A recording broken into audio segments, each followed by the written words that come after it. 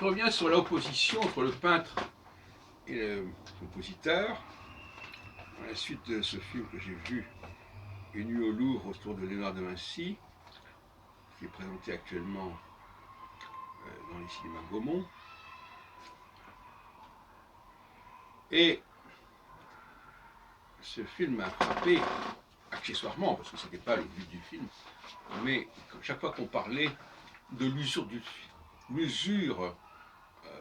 sculpture, l'usure d'une peinture, l'usure de son support, c'est assez étonnant quand on y pense.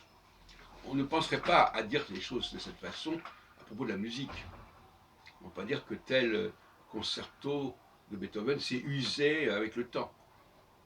Parce que le support dans lequel le concerto a été écrit aurait été abîmé.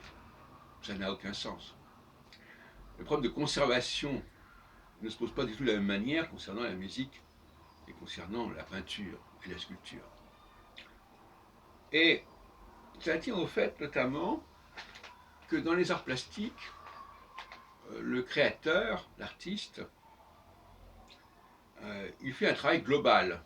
C'est-à-dire qu'à lui tout seul, il joue sur tous les tableaux.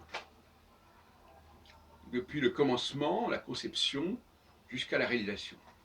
Alors que le compositeur, lui, il passe le relais à l'imprimeur de la partition, l'éditeur musical, puis bien entendu ce relais passe aussi aux interprètes, et ça peut se faire sur plusieurs siècles. Donc on peut dire qu'effectivement les instruments ont pu changer, ont pu évoluer, et qu'on n'utilise plus les mêmes instruments aujourd'hui qu'hier, etc. Enfin, bon, on ne peut pas dire que l'œuvre disparaît. Et donc là, on a deux modèles sociaux différents. Hein. L'un où le compositeur reste en amont et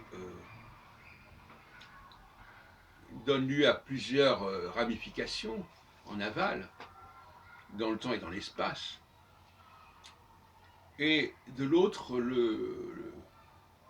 l'artiste peintre ou le sculpteur qui, lui, parvient à une sorte d'achèvement de l'œuvre, qui n'a donc pas besoin de circuler et qui n'a pas besoin d'être relayé par d'autres corps de métier, par exemple les interprètes, je pense aussi au théâtre, les interprètes, les éditeurs, les orchestres, etc.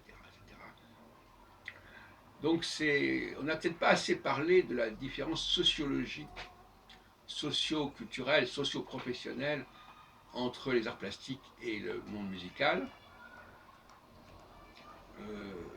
Par ailleurs, il faudrait aussi parler de... Alors, il est évident que, paradoxalement, il est plus amusant d'aller visiter un musée, plus pratique d'aller visiter un musée, avec des œuvres qui sont là, qui se présentent immédiatement à l'œil. En un clin d'œil, on voit l'œuvre. Alors que dans le domaine de la musique, évidemment, c'est plus laborieux. Il faudrait prendre le temps d'écouter chaque musique, et ça prendrait un temps fou. Il faudrait 10 fois plus de temps pour visiter un musée musical qu'un musée pictural. Bon. Donc, il y a quelque chose d'immédiatement capté avec l'œuvre plastique, picturale. Il y a un espace qui est immédiatement présent. Et dans la musique, eh bien, c'est plutôt le temps qui va jouer. Donc un certain nombre de paradoxes que je voulais vous signaler.